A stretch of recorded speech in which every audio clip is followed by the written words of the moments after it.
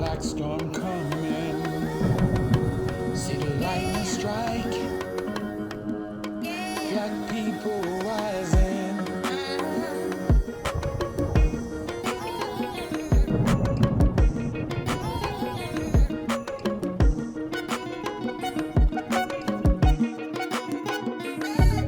Hello and welcome to another edition of the Umoja Circle. My name is Keith Smokey Johnson, and for those of you who are new to the show, the purpose of the Umoja Circle is to correct errors where errors are found and to introduce facts where we find that so many people are working on fiction when it comes to who we are as people of African descent. And only through dialogue, I believe, can there be a shift in consciousness.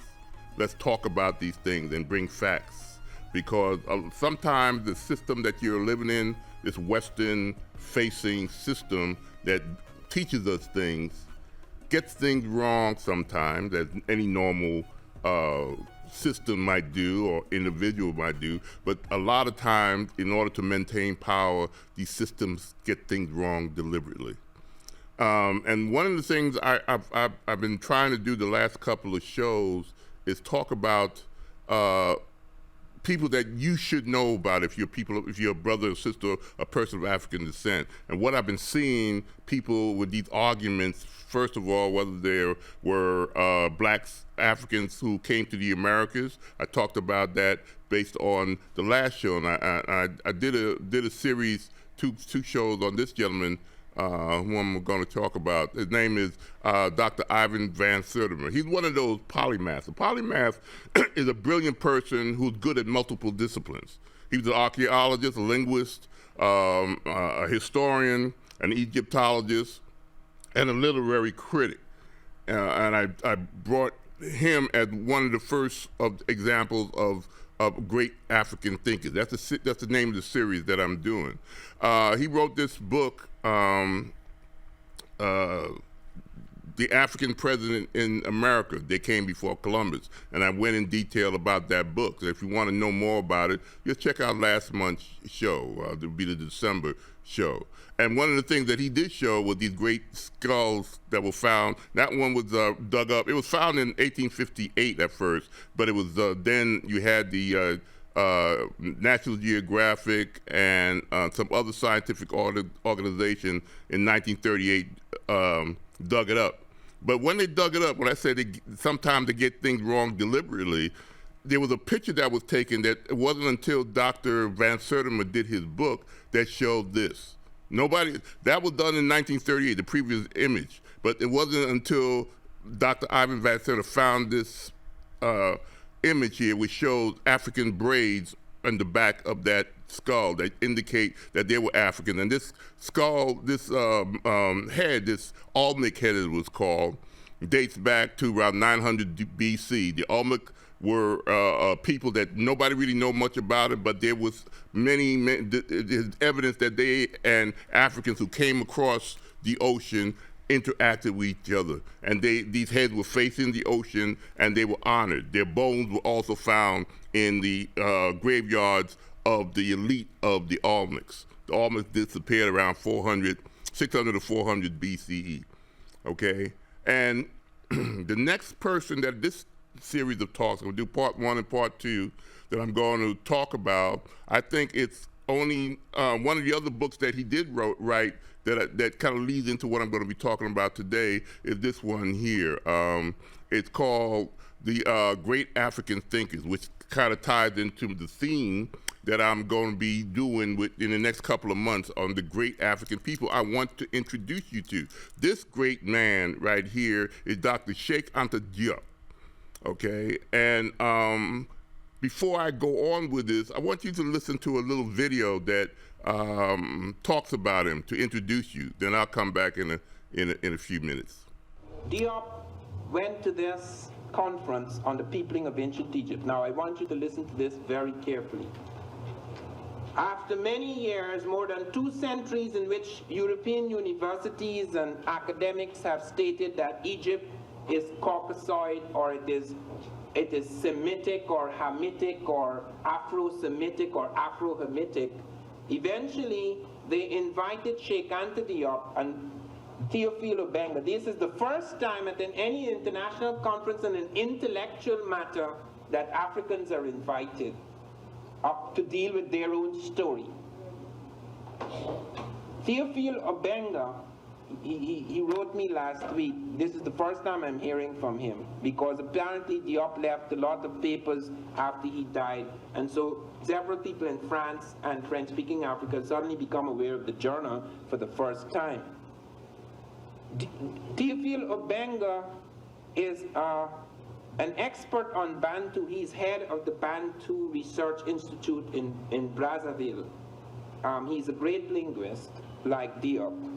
And they appeared at this conference. Everybody else was European or Arab from the Arab Republic of Egypt.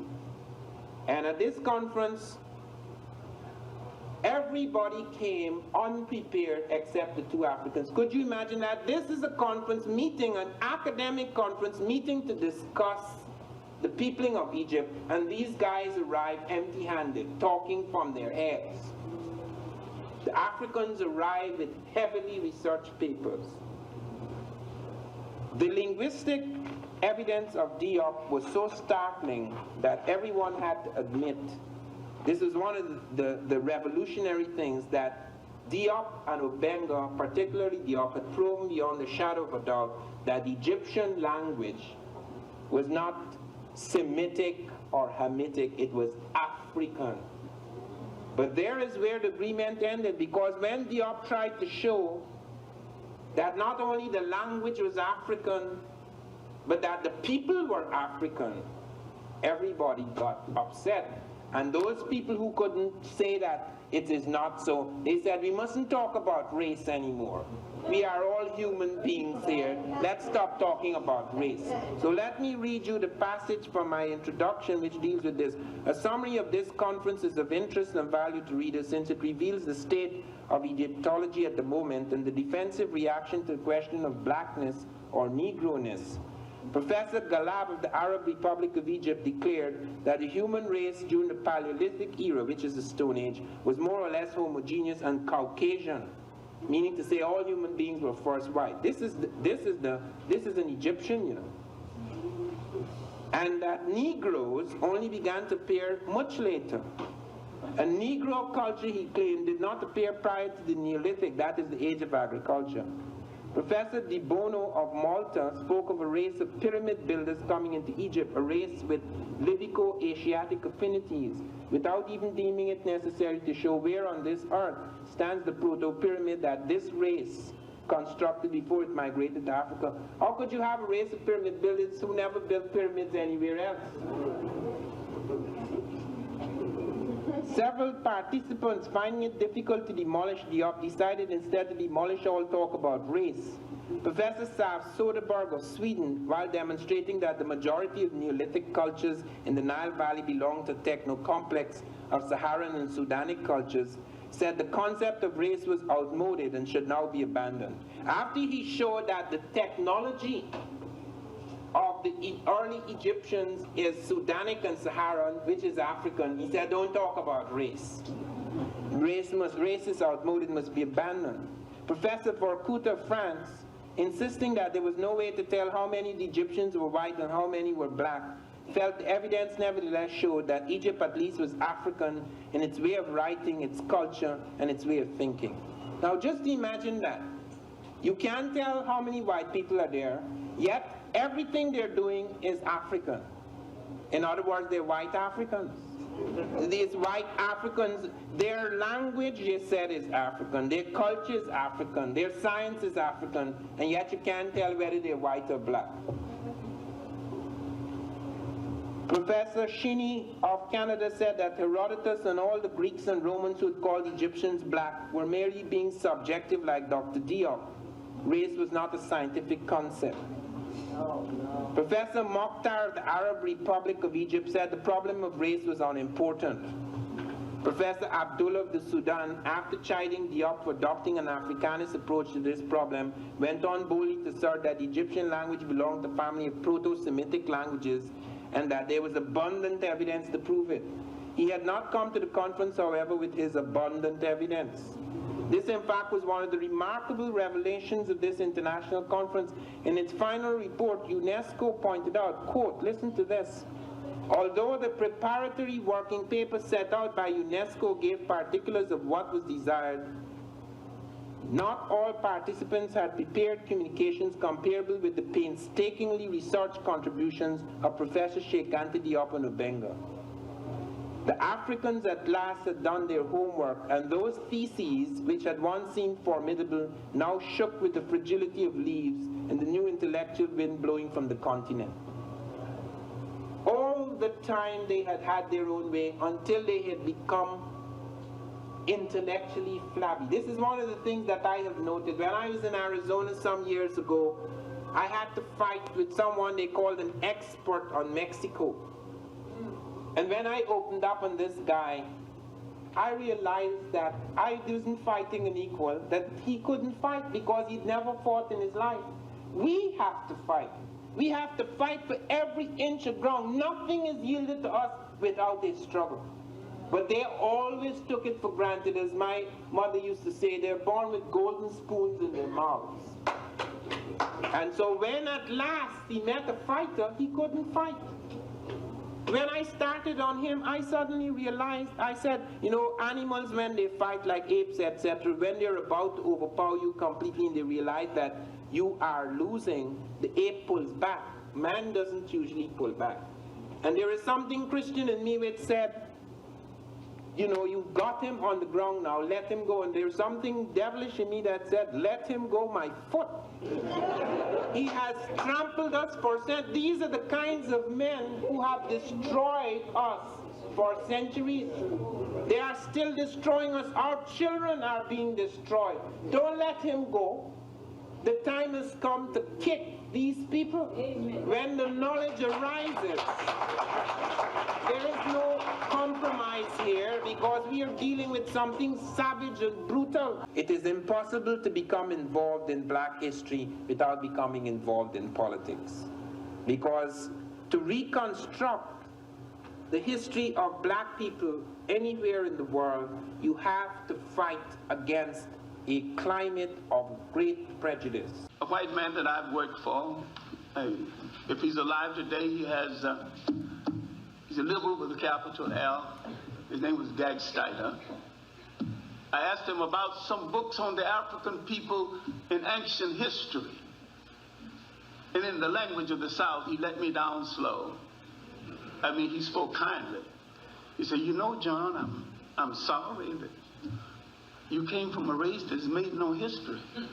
But if you persevere, if you obey laws and study hard, you make history someday. When I was growing up, I was taught in American history books that Africa had no history, and neither did I. That I was a savage, about whom the less said the better, who had been saved by Europe and brought to America. And of course, I believed it. I didn't have much choice. Those are the only books there were. Everyone else seemed to agree. In terms of scholarly debates, we know of the work of Sheikh Anta Diop, and he's played an important role in verifying the ethnicity of the ancient Egyptians. Robin, can you tell us a little bit about that? Yeah, Professor Sheikh Anta Diop was a scholar from Senegal. Why he's important is that he wrote a book called Nation Nègre et Culture, but the English came out as The African Origin of Civilization, Myth or Reality. That book came out in 1974, and because it was now in English, it attracted a very wide interest. In that book, Professor Diop presents essentially part of his doctorate thesis. And his doctorate thesis was not just that the ancient Egyptians were black Africans, but also that other African culture can be related to ancient Egypt, in much the same way that European culture is related to the ancient Greeks and the ancient Romans, same idea. Now, what Diop presented was, first of all, he went through the various classical scholars. Now, the classical scholars are the ancient Greeks, the ancient Romans, and he presented 10 examples where they described the ancient Egyptians. And then if you go through some of the examples, there's an ancient European scholar called Herodotus, who was an ancient Greek scholar. He said the ancient Egyptians had black skins and woolly hair. Lucian says that the ancient Egyptians were too black, then describes them as having thick lips and bandy legs. Other scholars, Diodorus Siculus, suggested that the Egyptians actually descended from the people of what we would now call the Sudan. And when we examine our 10 scholars, they paint quite a detailed picture of what did the ancient Egyptians look like. Then Professor Diop went in search of positive proof, and what he did was he had access to a series of mummies that were excavated by a gentleman called Mariette. And the Mariette excavation mummies, Diop removed elements of mummy skin and had that skin examined. Essentially what he was looking for was the evidence of a high quantity of melanin or the absence of a high quantity of melanin. And that way we could work out, are we dealing with Negro skin or non-Negro skin? Diop suggested that all the mummies found in the Marietta excavations, all of them had Negro skin. The next thing then was UNESCO commissioned something called the General History of Africa. That took place in 1974. Now the big sticking point was going to be, where is ancient Egypt going to fit into these volumes, the General History of Africa? So they called the debate, and the debate was called the Cairo Symposium. And at that debate, 2 scholars presented a case that the ancient Egyptians were Africans, and 18 scholars presented a case that the ancient Egyptians were Europeans, Asians, non-Africans. The 2 scholars, Professor Sheikh Anta Diop and Theophile Benga, won the argument. And if you read the General History of Africa Volume 2, the debate is in there, and it's really, really funny, just watching 2 people slaughter 18.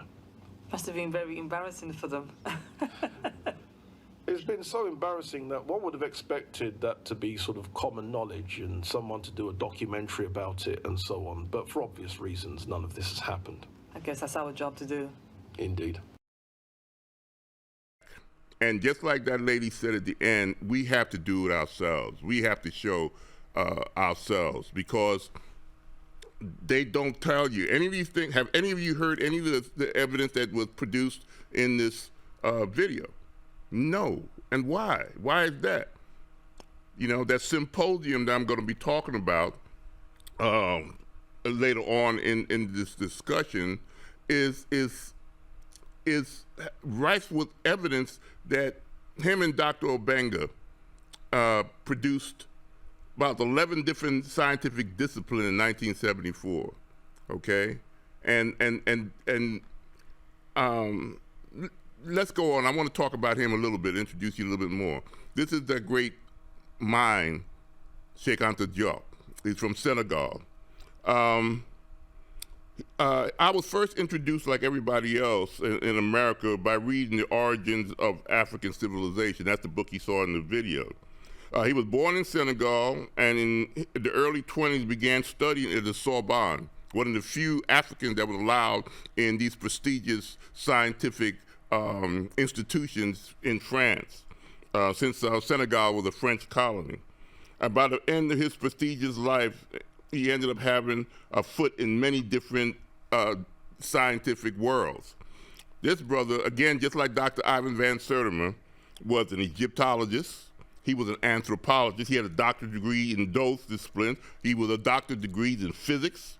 He had a doctorate degree in chemistry. He was a linguist.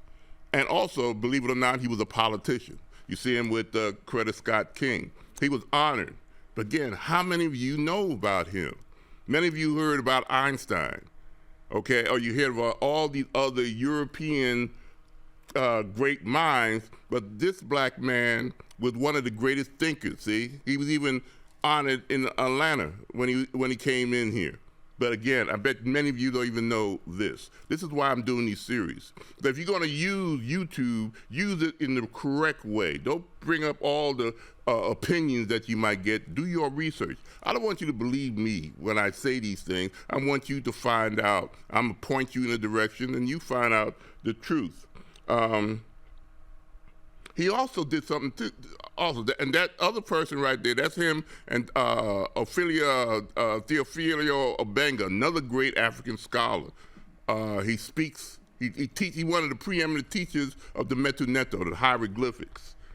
He's also another great person that I'm gonna bring up in future. But him and Sheikh Anta Diop blew the scientific world, and this is 1974 when they did all this.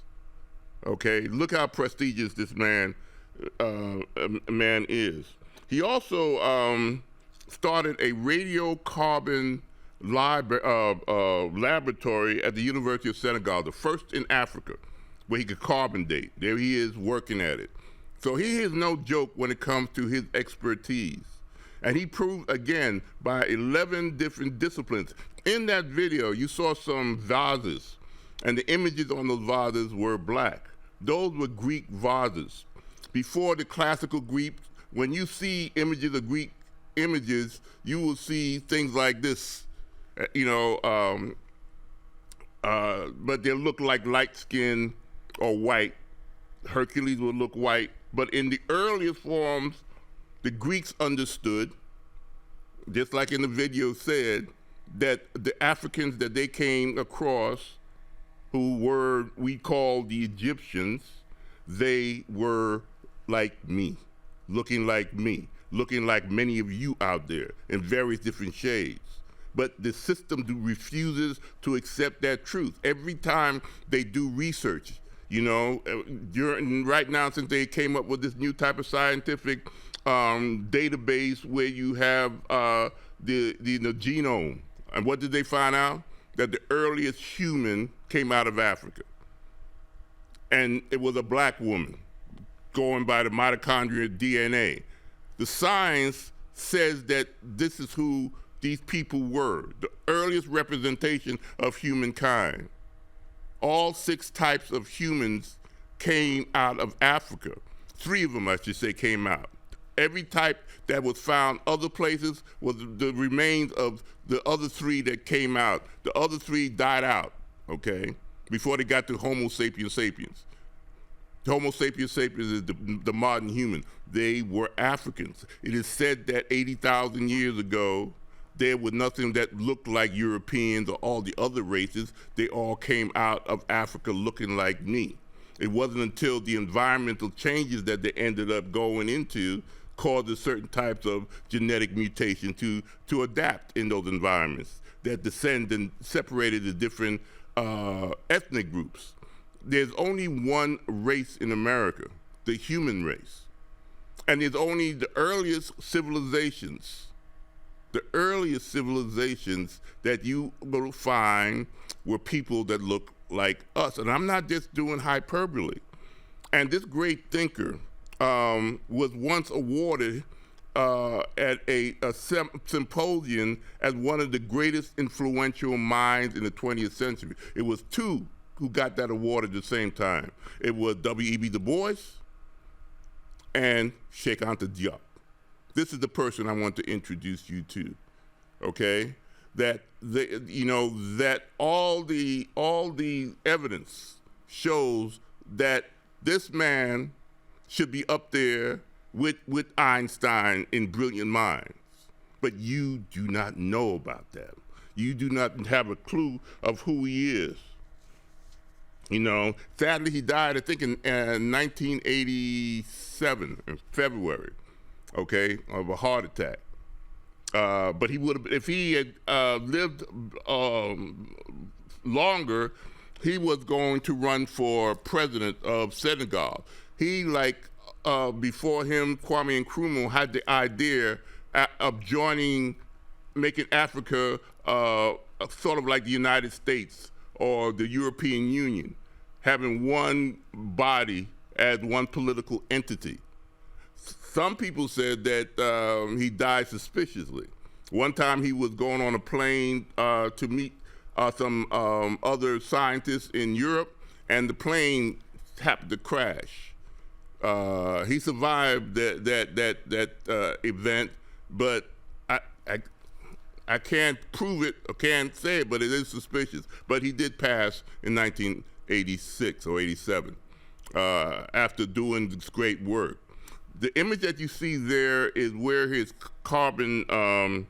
radiocarbon laboratory was at the University of Senegal.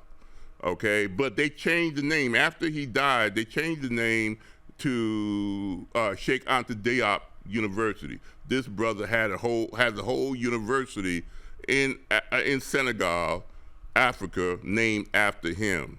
He is considered one of the greatest scientists that the world produced in the 20th century. I said he was awarded with that distinction as one of the greatest minds to influence black thought because of his research and creation of what we call the melanin dosage test. I'll talk about that in the next show, because that's one of the type of scientific things that he brought to the world with the 1974 Egyptian symposium that was put together by UNESCO, as you saw in the video.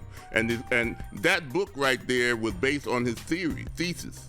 Do you know that, again, the system does not want you to understand, have these brilliant, because we were told that we didn't produce anything as people of African descent. Why? To justify slavery. And that shadow of slavery still covers our world when it comes to who we are and what the system allows us to think we are, or would allow us to function as. This book right here. And this is another book I got right here that you should have, is Civilization or Barbarism by Diop. Earlier I showed you a list of other books that he wrote, but those two books, yeah, here's the African Origin of Civilization, yeah, Myth or Reality, The Cultural Unity of Black Africa, Civilization or Barbarism, like say Black Africa, okay, the economic and cultural basis for federated states was what I was talking about, that he was trying to get a economic and cultural system just like the European Union long before there was a European Union, and but he died before that could be done. And the pre-colonial Black Africa. This brother is brilliant. Reading any of those books will open your mind and look at people of African descent in a totally different way. All right? The people who created the pyramids, which that 480-foot tall edifice that has 1.2 million stones that weigh anywhere from 50 to 70 tons.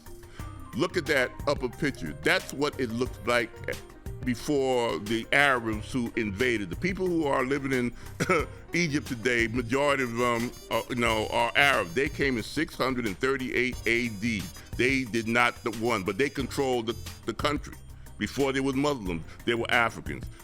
The three pyramids look like that top one.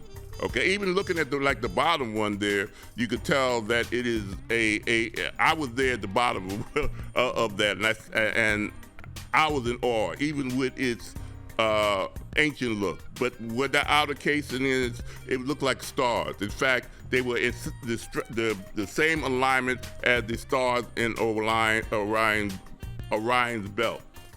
You know, so they were the kind of people, and he wanted us to understand who they are and who we are as people of African descent. I'm gonna stop on this one, and I'll continue on the next show. But until you know, people who can define who themselves, who can speak their truth, become a stable people. So until next time, peace, Hotep, bye-bye.